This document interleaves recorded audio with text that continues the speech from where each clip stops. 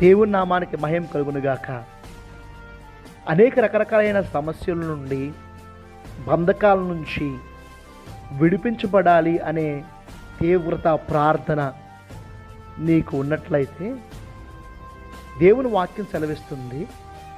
యేసయ్య ఇలా అంటున్నారు, నా వాక్యమందు ఎవరు నిలిచి ఉంటారో వారు నాకు శిష్యులై ఉంటారు, వారు సత్యాన్ని గ్రహిస్తారు అని దేవుని వాక్యం సెలవిస్తుంది.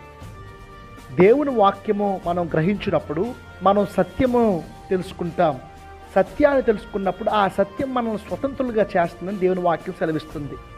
మరి ఇవ్వబడిన ఆ స్వతంత్రతని మన ఇష్టానుసారంగా ఉపయోగించుకోకూడదని దేవుని వాక్యం చెప్తుంది. ఆయన మనం స్వతంత్రంగా చేశాడు కనుక ఆయనకి మనం దాసులై ఉండాలని దేవుని వాక్యం చెప్తుంది. ఏమాత్రమూ మన దేహంలో పాపానికి ఉపయోగించకుండా ఆయనకి దాసులమై ఉందాం.